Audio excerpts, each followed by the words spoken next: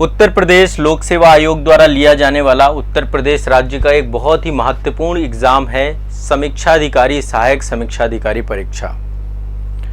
अब समीक्षाधिकारी सहायक समीक्षाधिकारी परीक्षा की तैयारी करने वाले एस्पिरेंट के बारे में सबसे पहले बात करने वाला हूँ। ठीक है, उत्तर प्रदेश में जो एग्जाम है, एक तो यूपी पीसीएस का अपर एग्जाम है।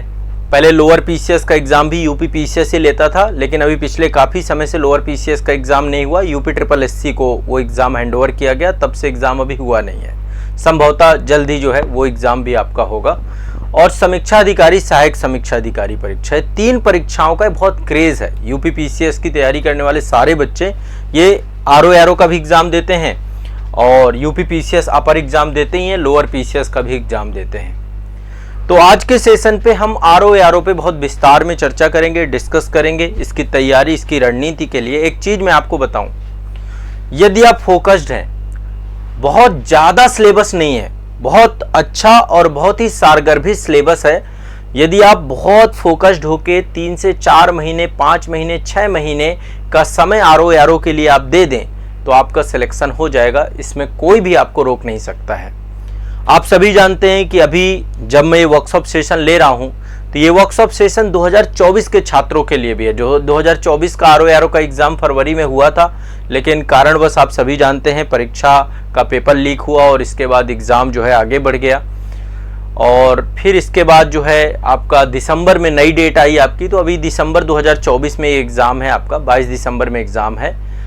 ईश्वर की कृपा रही तो ये एग्ज़ाम अच्छे से संपादित हो जाना चाहिए। बहुत बड़ी संख्या में छात्रों ने प्रोटेस्ट किया था, मैं भी गया था जब आरओ का प्रोटेस्ट चल रहा था।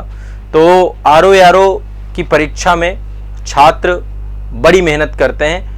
अब जो है कहीं ना कहीं पे हम सिलेक्शन को लेकर के बात करेंगे कि कहाँ पे आपको फोकस करना है। ठीक है, किस सेगमेंट पे आप कितना फोकस करेंगे तो चीज़ें आएंगी। ठीक है, क्योंकि समान अध्ययन, बहुत सारे बच्चों को लगता है कि समान अध्ययन जो है बहुत ऊपरी तौर पे पढ़ना, नहीं। आरओ में जीएस की आपको बहुत डेप्थ जानकारी होनी चाहिए, इन डेप्थ। यहाँ पे जो क्वेश्चंस आते हैं बहुत गहराई से पूछे जाते हैं। ठीक है, आप क्वेश्चन से एक बार देखिएगा, आप प्रीवियस ईयर क्वेश्चन पेपर देखेंगे तो आप पाएंगे कि ये क्वेश्चन कहाँ से पूछ दिया। तो क्वेश्चंस थोड़ा सा गहराई में होते हैं। आमतौर पे जो हम एनसीईआरटी या बुक्स वगैरह पढ़ते हैं तो कई बार वो क्वेश्चंस हमें दिखते नहीं, तथ्य और फैक्ट बहुत ज़्यादा आते हैं, फैक्चुअल डेटा बहुत ज़्यादा होता है। तो जीएस बहुत डिटेल में पूछा जाता है। ऑब्जेक्टिव टाइप ही जीएस है, लिखना नहीं है। प्री में और मेंस में दोनों में ऑब्जेक्टिव टाइप है। हिंदी का बहुत बड़ा रोल है, चूंकि उत्तर प्रदेश हिंदी भाषी राज्य है और आरओ के जो कार्य हैं, है ना कहीं पे जो आम जनता की समस्याएं शासन तक पहुंचाई जाती हैं, पत्राचार के माध्यम से पहुंचाई जाती हैं, तो उन सभी को लेकर के, उस रिकॉर्ड को मेंटेन करने से लेकर के, उससे जुड़ी हुई कार्यवाही से लेकर के आरओ एक बहुत महत्वपूर्ण भूमिका निभाते हैं। ठीक है, तो हम जो है इस पे भी थोड़ा बहुत चर्चा करेंगे। मैं इससे पहले के सेशंस में काफ़ी बार आरओ के क्या कार्य होते हैं, क्या उत्तरदायित्व होते हैं, वो सारी चीज़ें मैं आपको बता चुका हूँ। लेकिन आप एक तरीके से मानिए बहुत गस्टेड पोस्ट है और ऐसे में जो है बहुत एक तरीके से अच्छी पोस्ट है। ठीक है, आपको सचिवालय में भी जो है आपका पोस्टिंग हो सकता है, लोक सेवा आयोग में भी पोस्टिंग हो सकता है, और भी जो है एक हाई कोर्ट का भी समीक्षाधिकारी सहायक समीक्षाधिकारी आता है, उसका फॉर्म अलग भरा जाता है। तो एक बार थोड़ा सा आरओ के बारे में समझते हैं। मैं रिसोर्सेज भी आपको बताऊंगा कि क्या रिसोर्सेज पढ़ना है। बहुत सीमित रिसोर्स से आप बहुत अच्छी तैयारी आरओ की कर सकते हैं। आप लोगों को यदि कोई भी क्वेश्चन पूछना हो तो कमेंट सेक्शन आप सभी का खुला हुआ है। कमेंट सेक्शन में आप जो पूछना चाहें, जो भी आपके मन में हो, आप पूछ सकते हैं बिल्कुल निश्चिंत भाव से। ठीक है, आपको कोई भी टेंशन लेने की जरूरत नहीं है। तो चलिए देखिए, बहुत सारे बच्चे क्या हैं, सबसे पहले एस्पिरेंट की बात करते हैं। आप भी थोड़ा सा इस बात को गंभीरता पूर्वक सोचने का प्रयास करिएगा कि क्या आप भी इस श्रेणी में तो नहीं आते हैं। कहीं ऐसा तो नहीं है कि आप जो है आरओ की तैयारी को पार्ट टाइम तैयारी समझ रहे हैं। बहुत सारे बच्चे क्या करते हैं, आईएएस का एग्जाम दे रहे हैं या यूपी पीसीएस का एग्जाम दे रहे हैं, तो जब ये दोनों एग्जाम देते हुए उनको लगता है कि कोई ना कोई नौकरी जो है सिक्योर करना चाहिए, तो वो क्या करते हैं, जैसे ही आरओ का नोटिफिकेशन आएगा इस फॉर्म को भी भर देते हैं। और कुछ ऐसे अन्य बच्चे भी हैं जो मतलब देखते रहते हैं कि अच्छा कोई फॉर्म आया क्या, भर दे भर दे भर दे।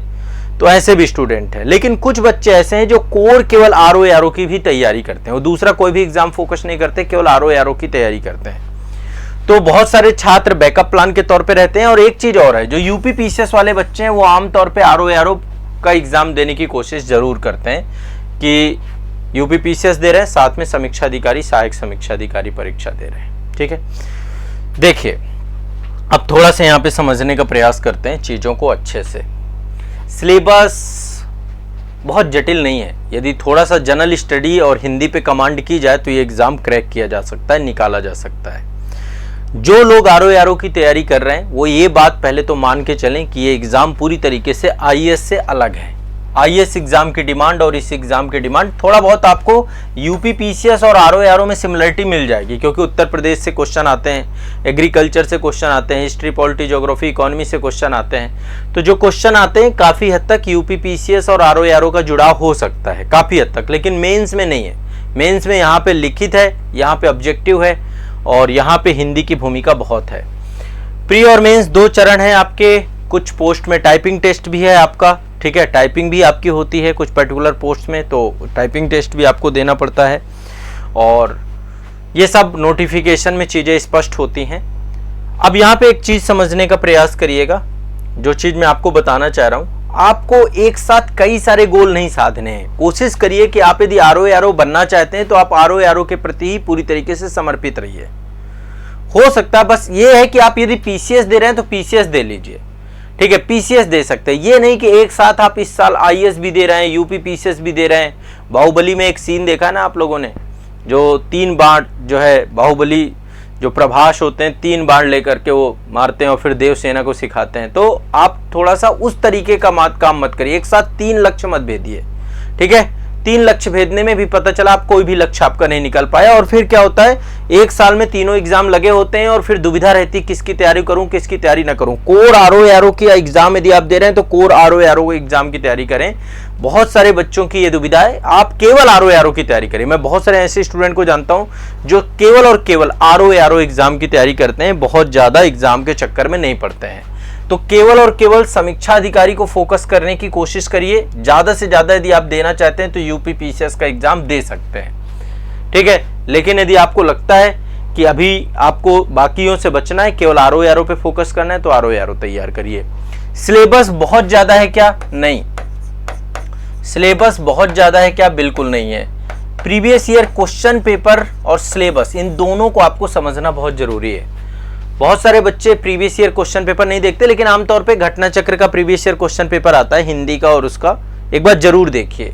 अब एक बार मैं थोड़ा सा आपको आरओ एआरओ के पाठ्यक्रम को लेकर के आपको सजग करने का प्रयास करूंगा मैं, कि आरओ एआरओ का एक बार थोड़ा सा आप पाठ्यक्रम देख लें मेरे साथ। बहुत ज्यादा टाइम नहीं लगेगा, 2 मिनट में हम लोग एक बार इसके पाठ्यक्रम को समझ लेंगे, और उस पाठ्यक्रम के अकॉर्डिंग ही आपको अपनी प्रिपरेशन को बेहतर बनाना चाहिए। देखिए, इसमें प्रारंभिक परीक्षा में 2 पेपर होते हैं। 140 मार्क्स का जीएस का पेपर है और 60 मार्क्स का हिंदी का पेपर है, ठीक है। जीएस का 140 मार्क्स का है, 60 मार्क्स का हिंदी का पेपर है। और जीएस में सब कुछ आता है, जो भी जनरल स्टडीज के टॉपिक हैं, जैसे सामान्य विज्ञान का बहुत बड़ा वेटेज है, इतिहास से क्वेश्चन पूछता है, राष्ट्रीय आंदोलन से क्वेश्चन पूछता है, राज्य व्यवस्था से पूछता है, अर्थव्यवस्था से पूछता है, वाणिज्य व्यापार, ये सब अर्थव्यवस्था का हिस्सा है। सेंसस से क्वेश्चन आते हैं, एनवायरनमेंट से क्वेश्चन आते हैं, नगरीकरण से क्वेश्चन आते हैं। विश्व का भूगोल, भारत का भूगोल, ये दोनों बहुत इंपॉर्टेंट हैं। राष्ट्रीय और अंतर्राष्ट्रीय महत्व के घटनाक्रम, सामान्य बौद्धिक क्षमता, उत्तर प्रदेश की शिक्षा, उद्योग, व्यापार, रहन सहन, सामाजिक प्रथाओं के संबंध में विशेष जानकारी, ये सारा मतलब जनरल स्टडी का कोर सिलेबस है पूरा का पूरा, यानी जीएस आपको पढ़ना है। और इसके लिए सबसे शानदार बुक्स है वाणी की, परीक्षा वाणी की किताबें आती हैं। एक तो प्रीवियस ईयर क्वेश्चन पेपर ले लीजिए, और परीक्षा वाणी की जितनी भी बुक्स हैं आपकी, प्रीवियस ईयर क्वेश्चन पेपर और प्लस साथ में वाणी प्रकाशन की बुक के साथ आप पढ़ें। प्रीवियस ईयर घटना चक्र का आता है आपका, घटना चक्र, शिल्पी, यूथ पब्लिकेशन, किसी का भी ले लीजिए, जिसका भी आपको लेना हो। प्रीवियस ईयर क्वेश्चन पेपर और साथ में वाणी की किताबें जनरल स्टडी की, मैंने बुक किट का वीडियो बना रखा है, आप लोग एक बार सर्च करिएगा RO ARO book kit by Azad sir, तो आपको बुक किट का वीडियो मिल जाएगा, और संभवतः आपके पास बुक किट होंगी सारी की सारी। दूसरा है समान हिंदी, जनरल हिंदी प्रारंभिक परीक्षा का। तो जनरल हिंदी में 60 नंबर का आता है, ठीक है। और 60 नंबर में विलोम शब्द, वाक्य एवं वर्तनी शुद्धि, अनेक शब्दों के लिए एक शब्द, तत्सम तद्भव, विशेष्य और विशेषण और पर्यायवाची, यानी हिंदी का 60 नंबर का ये जो सेगमेंट है ये इतना आसान नहीं है। इसमें बच्चे नंबर तो लाते हैं, लोग 50 या 55 नंबर भी लाते हैं, लेकिन ये रटने वाली चीजें हैं सारी की सारी, सारा फैक्ट है, सारा रटना है। विलोम शब्द आप रटेंगे, आपको रटना पड़ेगा। वाक्य एवं वर्तनी शुद्धि को थोड़ा सीखना है, ठीक है। जब आप वाणी की बुक मैंने हिंदी में भी आपको बता रखी थी, क्योंकि उसमें सब कुछ है, उसमें प्रशासनिक शब्दावली भी मिल जाएगा, उसमें कंप्यूटर भी मिल जाएगा, सब कुछ मिल जाएगा। तो आप एक बुक वाणी की भी ले सकते हैं। वाक्य एवं वर्तनी शुद्धि, अनेक शब्दों के लिए एक शब्द, तत्सम एवं तद्भव, विशेष्य और विशेषण, ये भी थोड़ा सीखना है, आपको समझना है, ये भी आपको समझना सब कुछ है। हिंदी में भी चीजें समझनी पड़ती है, लेकिन वोकैबुलरी तो आपको याद करनी पड़ेगी, पर्यायवाची याद करनी है। अच्छा, बहुत सारे बच्चे इनको हल्के में लेते हैं, बोला चो अरे पर्यायवाची ही तो है। अरे पर्यायवाची है, लेकिन पर्यायवाची में आप जब एग्जाम हॉल पे बैठे होगे कंफ्यूज हो जाओगे, आप नहीं कर पाओगे, इसलिए आपको इनको मेमोराइज करना पड़ेगा, आपको इनको याद करना पड़ेगा। तो ये आपके डेली का एक समय आपका होना चाहिए कि भाई 2 घंटे 2.5 घंटे आपको हिंदी में देना है, और पर्यायवाची पढ़ना है, शब्द विलोम पढ़ना है, अपना एक एक टॉपिक को करके और इनको रिवीजन करना पड़ेगा। जितना आप रिवीजन करोगे तो बहुत अच्छे से ये हो सकता है। इसमें 50+ नंबर आप ला सकते हैं, 50+ नंबर लाते हैं बच्चे, ठीक है। और जीएस, इसमें आप जितना अच्छा स्कोर कवर कर पाएंगे, आपको जीएस में देखो, जीएस क्योंकि बहुत वास्ट है, हिंदी पे यदि आपने काम कर लिया तो आपका प्रीलिम्स निकल सकता है। अब यही सेम पैटर्न आपको मेंस में देखने को मिलेगा। मेंस में थोड़ा सा निबंध वाला सेगमेंट बढ़ जाता है, और हिंदी का पत्र लेखन और संक्षेपण गद्यांश वाला जो टॉपिक बढ़ जाता है, बाकी सेम ही है। देखो, वस्तुनिष्ठ प्रकार का 120 नंबर का हिंदी का पेपर है आपका। जैसा पेपर प्री में आता है वैसा ही पेपर थोड़ा सा डेप्थ होता है, क्वेश्चन बहुत अंदर से पूछता है, क्वेश्चन का एक आपको अच्छी जानकारी होनी चाहिए। इसीलिए मैं आपको वाणी की पुस्तक बोल रहा हूं कि वाणी की पुस्तक आपको पढ़नी पड़ेंगी, बिना उनके आपका काम नहीं चलेगा। दूसरा आपका, और एक चीज ध्यान रखना, सेल्फ स्टडी करनी ही करनी है। आप दुनिया में कहीं भी कोचिंग करो, कहीं भी, मुझे मतलब नहीं है, दुनिया में कहीं भी कोचिंग करो, लेकिन साथ में सेल्फ स्टडी जरूर करो। मैं आपको बुक बता रहा हूं तो आपको, आप संस्थान में भी पढ़ रहे हो तो साथ में सेल्फ स्टडी करो। सेल्फ स्टडी का कोई सानी नहीं है, ध्यान रखिएगा, सेल्फ स्टडी का कोई सानी नहीं। एक बार टीचर से समझ लो कि क्या कॉन्सेप्ट है, क्या चीज है, बाकी आपको रटना है, बाकी आपको याद करना है। आप ही अपना सिलेक्शन करवा सकते हैं, दूसरा कोई आपको समीक्षा अधिकारी नहीं बना सकता है। तो जब आप ही अपना सिलेक्शन करवा सकते हैं तो फिर आपको मेहनत तो करनी पड़ेगी, ठीक है। तो देखो, इसके बाद 120, ये मेंस में आ गए हम लोग, 120 नंबर का समान अध्ययन का पेपर है। फिर इसके बाद हिंदी में 2-3 खंड है। एक खंड परंपरागत का है, हिंदी में एक खंड आपका परंपरागत है, जिसमें एक गद्यांश पूछा जाएगा आपसे, ठीक है, एक गद्यांश पूछा जाएगा। और ये जो परंपरागत वाला सेगमेंट है हिंदी का, 120 नंबर का ये भी होता है। 120 नंबर की जीएस, 120 नंबर की, 240 नंबर का ये हो गया। अभी और आगे चलेंगे, हिंदी मिलेगा। इसके बाद पत्र लेखन आता है, सरकारी पत्र, अर्ध सरकारी पत्र, है ना, ये सारे पत्र लेखन आते हैं। शासकीय, अर्ध शासकीय, परिपत्र, कार्यालय आदेश, विज्ञप्ति, टिप्पणी, प्रतिवेदन, अनुस्मारक के सब आते हैं। एक शब्दावली सेगमेंट आता है। शब्दावली भी आपको वाणी में लास्ट में मिल जाएंगे। लास्ट में पूरा एक इंडेक्स दिया गया है जिसमें सारी प्रशासनिक शब्दावली और वाणिज्यिक शब्दावली दी गई है। ये जरूरी है, एक आरओ को ये चीजें आनी चाहिए, क्योंकि आगे चल के जब प्रशासन में पहुंचेगा तो बहुत बड़ी जिम्मेदारी आरओ के पास होती है, ठीक है। तो प्रशासनिक और वाणिज्यिक शब्दावली तैयार करनी है। अंग्रेजी से हिंदी के 5 शब्द और हिंदी से अंग्रेजी के 5 शब्द, यानी थोड़ा बहुत इंग्लिश का भी वेटेज है यहाँ पे। मुहावरे और लोकोक्तियां और कंप्यूटर, कंप्यूटर भी आपको वाणी के बुक में मिल जाएगा, ठीक है। बाकी देखो, सब कुछ इन डेप्थ हमने बैच में भी इन चीजों को पढ़ाया है। तो कंप्यूटर ज्ञान भी आपको, मतलब कंप्यूटर भी आता है इसमें। सिलेबस में बहुत सारे बच्चों को पता ही नहीं होता है, ना तो शब्दावली तैयार करके जाते, ना तो कंप्यूटर तैयार करके जाते, ये भी आपको काम करने पड़ेंगे। तो ये तो हो गया आरओ का पहला खंड। दूसरा खंड जो है, इसमें आपका शब्द ज्ञान है और व्याकरण है। इन दोनों को लेकर के टोटल यदि पूर्णांक की बात करें तो 60 नंबर का आपका ये आता है। तो देखो, 120 नंबर की हिंदी पहले थी, फिर 60 नंबर की, तो ये तो हो गई 180। अभी और इसको ऐड करेंगे, ठीक है। और टोटल 300 नंबर जीएस मिला के अभी तक हो गए।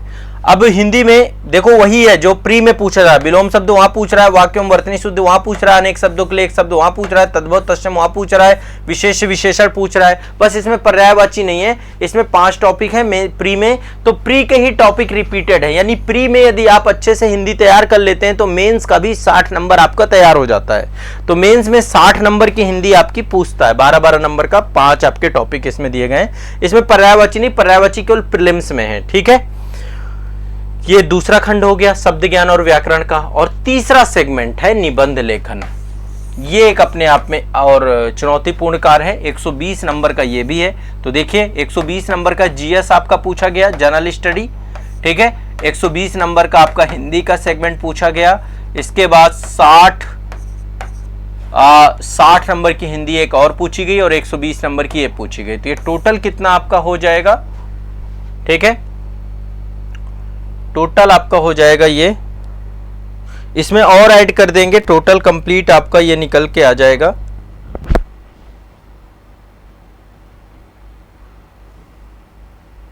हाँ, 420 नंबर का सेगमेंट पूरा का पूरा बनेगा, 420 नंबर का। हाँ, 420 नंबर का ये पूरा सेगमेंट बनेगा। अभी इस पे एक बार और देख लेंगे। अब निबंध आपका 3 घंटे का है। निबंध आपका कितना है? 3 घंटे का। ठीक है, 3 घंटे का निबंध है। निबंध में 3 निबंध आपको लिखने हैं। प्रत्येक निबंध आपको जो है 600 शब्दों में लिखना है संभवतः। ठीक है, इसमें 3 निबंध आपको लिखने होंगे और प्रत्येक निबंध आपको 600 शब्दों में। ठीक है, यहाँ पे शब्द सीमा दी गई 600 शब्द, 600 शब्द, 600 शब्द। पीसीएस में 700 शब्दों में लिखना होता है। ठीक है, तो एक निबंध देखो आपका साहित्य एवं संस्कृति का है। आप तीनों क्षेत्रों से एक एक निबंध चुन लीजिए, साहित्य एवं संस्कृति तैयार कर लीजिए अच्छे से। इसके बाद एक आप तैयार कर लीजिए एग्रीकल्चर वाला सेगमेंट। ये देखो 3 में से एक लिखना है। अब 3 में से एक कोई ना कोई तैयार करना होगा। मैं आपको रिकमेंड कर रहा हूं कि साहित्य एवं संस्कृति का अच्छे से तैयार कर लीजिए। एक एग्रीकल्चर एवं व्यापार में तैयार कर लीजिए, कॉमन ही होते हैं आपके। और एक आप प्राकृतिक आपदाओं वाला भी तैयार कर सकते हैं। प्राकृतिक आपदाएं आती रहती हैं, जैसे बाढ़ आती रहती है, चक्रवात आता रहता है, तो ये आपके जीएस वाले सेगमेंट से भी आपका जुड़ जाएगा। 40 साल तक जनरल कैटेगरी वाले एग्जाम दे सकते हैं। आरओ का 40 साल तक एग्जाम दिया जा सकता है। जनरल की एज यहां भी 40 ही है जनरल की। तो आपका जो है ये आपका परीक्षा का चरण है। क्लियर है, स्पष्ट है, कोई दिक्कत तो नहीं है। ये परीक्षा में 3 चीजें हैं आपकी। थोड़ा सा हिंदी का सेगमेंट आप देख रहे होंगे, मेंस में ज्यादा वेटेज है। मेंस में हिंदी का वेटेज ज्यादा है।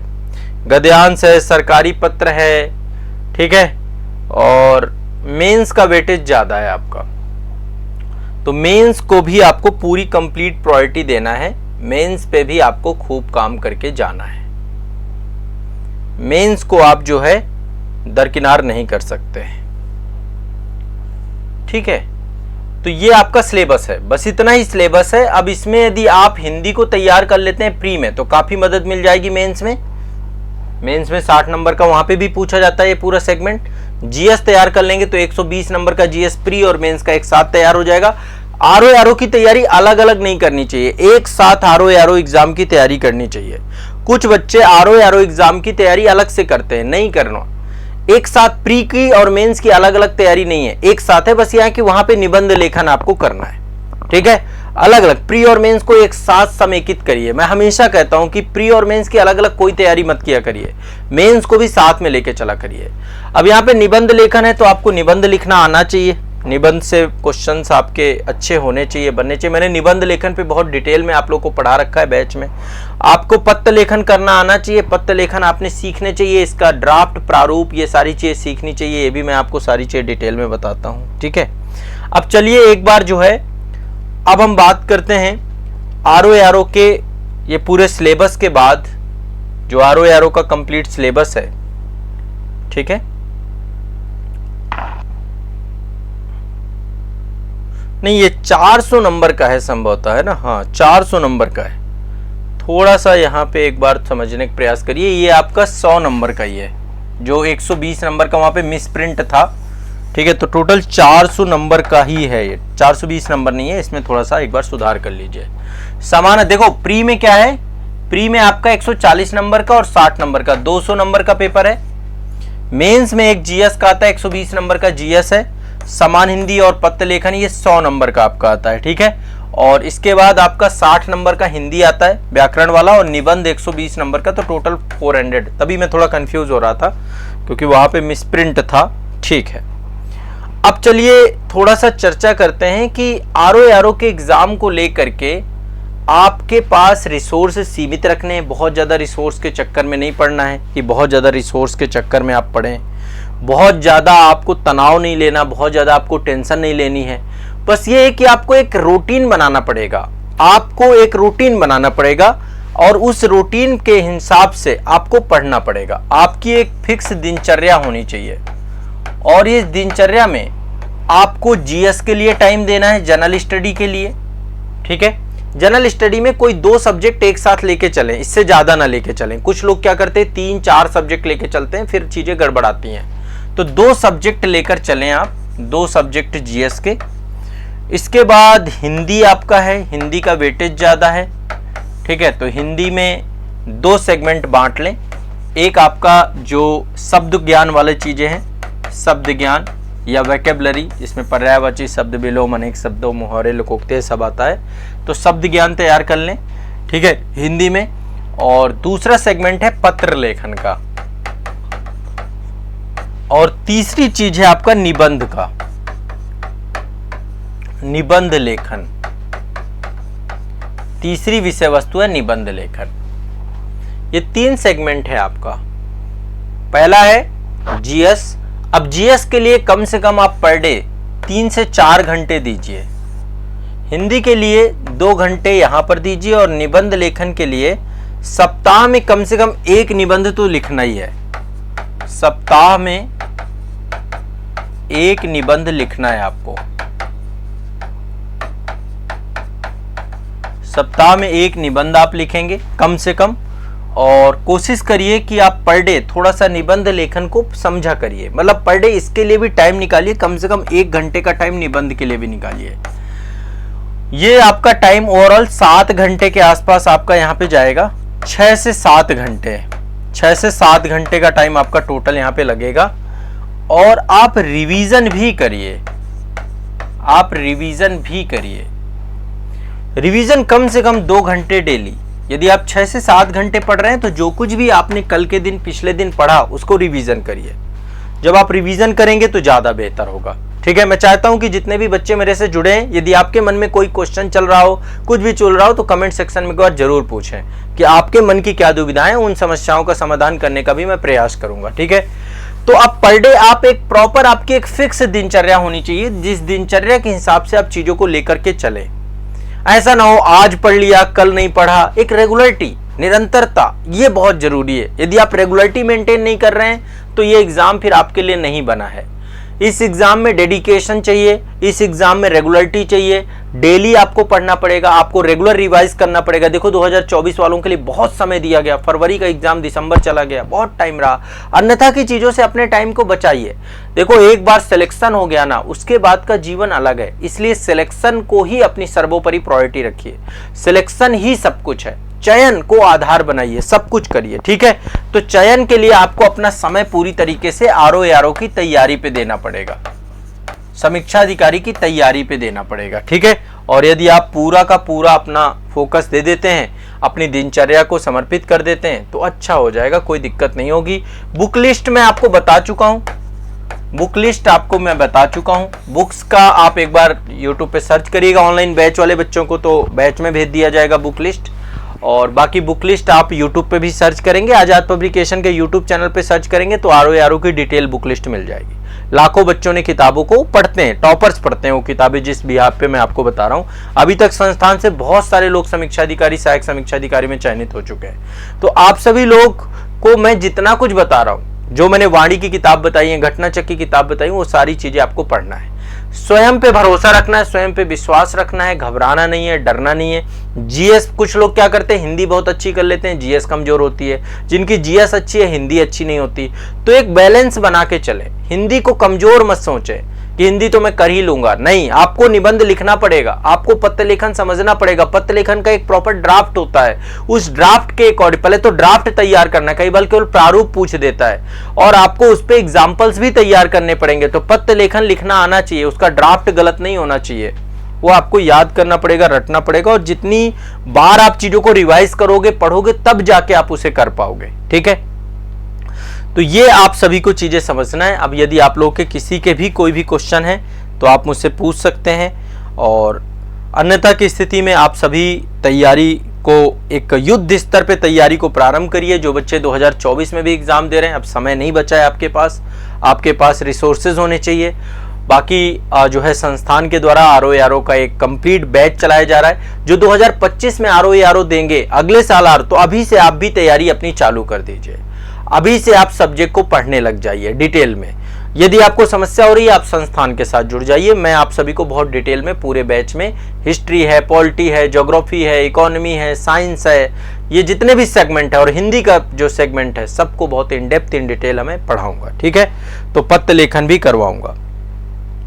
टाइपिंग कुछ पर्टिकुलर पोस्ट के लिए है, ठीक है, उसके लिए नोटिफिकेशन में आप देखेंगे तो टाइपिंग भी रहती है ARO की पोस्ट में, और आप सभी को वो पोस्ट देखनी होगी। ठीक है, टाइपिंग भी होता है, लेकिन सभी के लिए टाइपिंग नहीं है कि सब के लिए टाइपिंग है। आजाद एकेडमी लर्निंग ऐप है, आजाद एकेडमी लर्निंग ऐप पे जाएंगे, वहां पर आपको बैच की पूरी डिटेल मिल जाएगी। बहुत नॉमिनल फीस रखी गई है, फीस बहुत ज्यादा नहीं है, मात्र सिर्फ और सिर्फ आपका 3,3500 में पूरा का पूरा बैच मिल जाएगा। एक कूपन कोड आप लोग जरूर लगाइएगा जब भी आप बैच लेते हैं, आजाद सर कूपन कोड लगाएंगे, 20% का आपको डिस्काउंट मिल जाएगा। तो आपकी प्राइसिंग बहुत कम हो जाएगी, फीस बहुत कम हो जाएगी। आजाद सर कूपन कोड आप यूज करिएगा जब कभी भी आपको बैच लेना है। ठीक है, तो बैच के अंदर हम डिटेल में क्लासेस चालू करेंगे, लाइव क्लासेस भी होंगी, करंट अफेयर्स भी होगी। देखो करंट अफेयर्स का भी बहुत बड़ा वेटेज है RO में, तो करंट अफेयर्स भी मैं आपको पढ़ाता हूँ। सुबह प्रातः 5:30 बजे हमारी क्लास होती है, और लाइव क्लास भी इसका आपको बैच के अंदर भी मिलेगा। यूट्यूब चैनल आजाद IAS एकेडमी में क्लास होती है। आप लोग करंट अफेयर्स की क्लास में जरूर आया करिए। आपको RO exam, UP PCS exam, सबके लिए क्लास बहुत इंपॉर्टेंट है। आप सभी लोग इससे जुड़िए और पढ़िए। ठीक है, और बाकी जनरल स्टडी पूरी लाइव क्लासेस आपके लिए होंगी, आपको डिटेल में क्लासेस मिलेंगी। और एक बैच और है रिवीजन वाला बैच, हम रिवीजन भी मैं करवाता हूं आप लोगों का। तो आप लोग प्रीलिम्स का जो RO वाले बच्चे हैं, जो हमारा प्रीलिम्स का रिवीजन बैच चलता है, केवल 99 रुपीज का बैच है, उसमें जरूर जुड़ जाया करिए। तो वहां पे आपका रिवीजन चलता रहेगा, आप जो है एक तरफ रिवाइज करते रहेंगे। उसमें 6 सब्जेक्ट का एक साथ में रिवीजन कराता हूं, वो आपके लिए बहुत कारगर बैच साबित होगा। ठीक है, तो ये आप लोगों को ध्यान में रखना है। देखो, एक ही मैं हिंदी की यदि यूपी का RO देना है तो वाणी प्रकाशन की बुक अच्छी किताबों में से एक है। आदित्य प्रकाशन की भी एक बुक आती है, वो भी पढ़ सकते हैं। घटना चक्र की किताब भी प्रीवियस ईयर की आती है, और साथ में पत्र लेखन की आती है। तो बस ये 3-4 के अलावा और बाकी कोई भी पढ़ने की जरूरत नहीं है, क्योंकि इनमें प्रीवियस ईयर क्वेश्चन पेपर भी सम्मिलित है, और ये आपका RO को ध्यान में रख करके ही पुस्तकें लिखी गई हैं। तो आप जो है सबसे बेस्ट यदि इनमें से कोई है तो वाणी प्रकाशन की है, उसको आप ले लीजिए, और बाकी कोई भी किताब पे टाइम मत खराब करिए अपना। ठीक है, तो आप लोग को अब जो कुछ भी पूछना हो मैं आपके साथ जुड़ा रहूंगा। और इस चैनल पे RO से जुड़ी हुई जो हमारा आजाद UP PCS एकेडमी का यूट्यूब चैनल है, यहाँ पे RO से जुड़ी हुई बहुत सारी डिटेल आपको मिलती रहेगी। आजाद एकेडमी लर्निंग ऐप पर हमारा बैच आप सभी के लिए है, आप कभी भी आइए, जुड़िए, पढ़ाई करिए, हम साथ में मिलकर मेहनत करेंगे। RO एग्जाम से जुड़ी हुई पूरी तैयारी मैं आपको कराऊंगा। तो आप सभी लोग जो है बैच के अंदर मुलाकात करते हैं, पढ़ना चालू करते हैं, और बहुत अच्छे से क्लासेस आपकी स्टार्ट होंगी। बहुत अच्छे से डिटेल में सारी चीज़ें मैं पढ़ाऊंगा। लाइव क्लासेस भी GS की आपकी रहेंगी, तो लाइव क्लासेस में भी आपको जुड़ना है। मैं आपको ज्योग्राफी की विषय वस्तु पढ़ाऊंगा, जैसे Indian and world geography with mapping के साथ। इंडियन हिस्ट्री का सेगमेंट इतना बड़ा है, वो मैं आपको पूरा कंप्लीट कराऊंगा। पॉलिटी का सेगमेंट हो गया, इकोनॉमी का सेगमेंट हो गया, और जनरल साइंस हो गया आप सभी का, ठीक है। संस्थान की टीम भी है, तो टीम ने भी काफ़ी सारे सब्जेक्ट पढ़ाए। उत्तर प्रदेश राज्य विशेष की क्लासेस भी मेरे द्वारा आप सभी को करवाई जाएंगी। उत्तर प्रदेश राज्य विशेष से भी क्वेश्चन आते हैं ना, तो वो भी करवाई जाएंगी।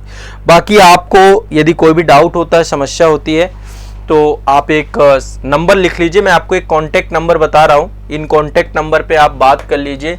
पहला कॉन्टैक्ट नंबर है 9115269789।